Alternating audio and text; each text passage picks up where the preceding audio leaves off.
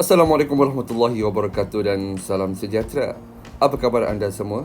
Bertemu lagi kita pada kali ini untuk meneruskan lagi pembelajaran kita bagi mata pelajaran Reka Bentuk Teknologi RPT tahun 5 dengan unit 1 Teknologi Rumah Tangga.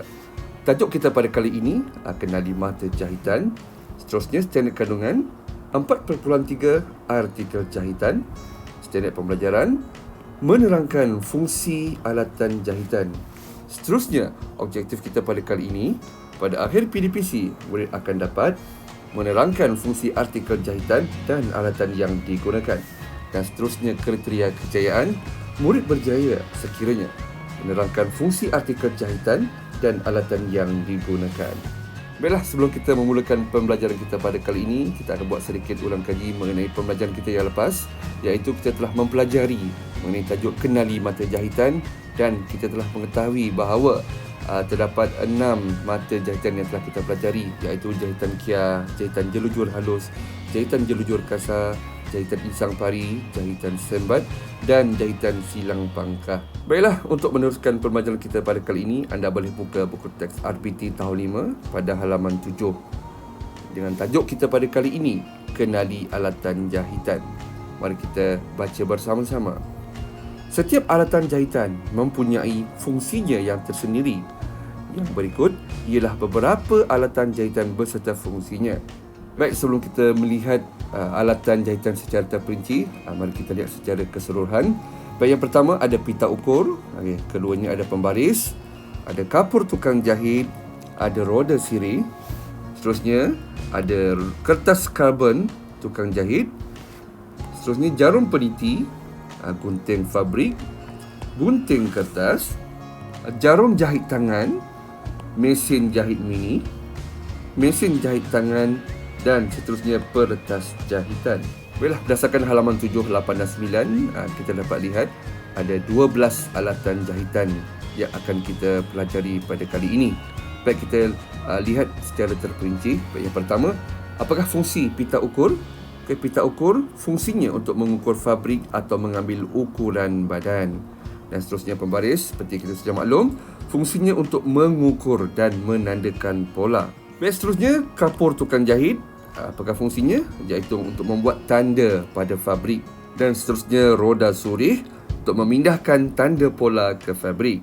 Baik, seterusnya kertas karbon tukang jahit, fungsinya untuk memindahkan tanda pola, garisan dan motif ke fabrik dengan menggunakan roda surih. Seterusnya jarum peniti, tujuannya untuk menyemat pola pada fabrik. Dan seterusnya menetapkan 2 atau lebih kepingan fabrik sebelum menjahit. Seterusnya gunting fabrik, fungsinya iaitu untuk menggunting fabrik ataupun kain. Seterusnya gunting kertas, tujuannya untuk memotong kertas bagi membentuk pola. Baik, selain itu, jarum jahit tangan, tujuannya untuk menjahit fabrik. Seterusnya, mesin jahit mini, tujuannya untuk menjahit fabrik dan menggunakan elektrik untuk berfungsi. Dan seterusnya, mesin jahit tangan, tujuannya sama, iaitu untuk menjahit fabrik dan digunakan secara manual. Dan akhir sekali, peretas jahitan, iaitu tujuannya untuk meretas dan menanggalkan mata jahitan serta memotong lubang butang. Baiklah, berdasarkan alatan jahitan yang telah kita teliti sebentar tadi, secara ringkasnya, untuk kita menghasilkan sesebuah pakaian, pertamanya kita perlu mendapatkan ukuran badan terlebih dahulu dengan menggunakan pita ukur. Setelah itu, kita perlu memindahkan ukuran tersebut pada atas kertas dan menggunakan pembaris bagi mengukur dan menandakan pola. Apabila lakaran pola telah berjaya dihasilkan, seterusnya kita perlu menggunakan gunting kertas bagi memotong kertas untuk membentuk pola. Dan seterusnya, kita menggunakan jarum peniti untuk menyemat pola pada fabrik. Untuk kita memindahkan tanda pola, garisan dan motif ke atas fabrik, kita perlu menggunakan kertas karbon tukang jahit dengan kaedahnya melapiskan fabrik dan di tengah-tengahnya kertas karbon tukang jahit dan di atasnya ialah kertas pola. Dan untuk ketiga-tiga lapisan ini, kita perlu menggunakan jarum peniti untuk menyemat pola pada fabrik. Tujuannya untuk menetapkan kepingan fabrik agar tidak beralih ketika proses memindahkan tanda pola. Dan seterusnya, kita menggunakan roda surih untuk memindahkan tanda pola ke fabrik, dan kita menggunakan kapur tukang jahit untuk membuat tanda pada fabrik. Dan seterusnya, kita akan menggunakan gunting fabrik bagi menggunting kain ataupun fabrik yang telah ditandakan sebentar tadi. Seterusnya, kita mempunyai pilihan sama ada untuk menjahit menggunakan tangan ataupun menggunakan mesin jahit. Dan akhir sekali, peretas jahitan berfungsi untuk meretas dan menanggalkan mata jahitan serta memotong lubang butang. Baiklah hadirin sekalian, saya kena percaya anda telah memahami secara ringkas kaedah untuk menghasilkan sesebuah pakaian, dan setiap pakaian yang dihasilkan pastinya tidak akan lari dengan dua perkara ini, iaitu kelem dan kelepek.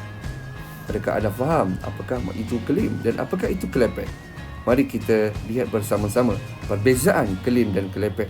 Baik, kelem merupakan proses jahitan untuk menyambung dua atau lebih kepingan fabrik, manakala kelepek pula merupakan lipatan pada hujung pakaian sebagai penyudah tepi. Baik, untuk kelepek, kelepek ialah lipatan pada hujung pakaian sebagai penyudah tepi, dan seterusnya kelepek merupakan salah satu jenis penyudah tepi, dan ianya berfungsi untuk mengemas dan mengukuhkan tepi pakaian artikel sama ada jahitan tangan atau jahitan mesin. Dan jika anda dapat lihat kepada gambar ini merupakan proses menjahit kelepek. Kelepek mempunyai dua lipatan, yang pertama dan kedua. Jika kita lihat di sini, lipatan pertama agak kecil sedikit berbanding dengan lipatan kedua yang agak besar. Kemudian menggunakan jahitan jelujur untuk menjahitnya. Baik, berikut merupakan contoh jahitan kelepek, dan anda boleh lihat pada tanda anak panah yang telah ditunjukkan. Ini merupakan contoh jahitan kelepek. Seterusnya, kelem. Apakah tujuannya? Kelem bertujuan untuk mengukuhkan jahitan pakaian seperti bahagian bahu dan tepi seluar. Kelem juga bertujuan sebagai perhiasan. Kelem merupakan satu atau dua baris jahitan yang digunakan untuk mencantum atau menyambung dua atau lebih kepingan fabrik. Seperti kita sedia maklum, kelem ni mempunyai banyak jenis, dan ini merupakan antara jenis kelem. Seperti gambar ini, kamu lihat, ini merupakan kelem belah kangkung, dan kedua ini ialah merupakan kelem Betawi. Baik, berikut merupakan contoh jahitan kelem, dan anda boleh lihat pada bahagian anak panah yang telah ditunjukkan. Baik, seterusnya perbezaan kelem dan kelepek. Ini merupakan gambaran yang lebih mudah, anda boleh lihat pada produk baju. Dan jika anda lihat bahagian kelem ni lebih kepada bahagian bahu dan juga tepi baju. Dan seterusnya kelepek lebih kepada pada hujung lengan, pada bahagian poket dan juga bahagian bawah baju. Baiklah hadirin sekalian, berdasarkan alatan jahitan yang telah kita teliti, seperti kita sedia maklum, terdapat dua alatan yang hampir sama, iaitu gunting fabrik dan juga gunting kertas. Baiklah, apakah perbezaan gunting kertas dan gunting fabrik? Seperti kita sedia maklum, gunting kertas berfungsi untuk menggunting kertas, manakala gunting fabrik berfungsi untuk menggunting kain. Seterusnya, gunting kertas diperlukan untuk memotong kertas dalam membuat pola. Bagi gunting fabrik pula, kebiasaannya lebih berat berbanding gunting kertas. Baiklah, seperti kita sudah maklum, untuk menjahit ni mempunyai dua kaedah, sama ada anda boleh menjahit menggunakan tangan ataupun anda menggunakan mesin. Tetapi tahukah anda, jarum yang digunakan untuk menjahit tangan dan juga menjahit mesin berbeza. Baiklah, perbezaannya, jarum jahit tangan dia berfungsi untuk jahitan tangan, manakala jarum jahit mesin berfungsi untuk jahitan mesin. Dan seterusnya perbezaan yang boleh kita lihat di sini. Lubang jarum bagi jarum jahit tangan di bahagian atas, manakala jarum jahit mesin lubang jarumnya di bahagian bawah. Ini merupakan perbezaan yang ketara yang boleh kita kenal pasti, perbezaan jarum jahit tangan dan juga jarum jahit mesin.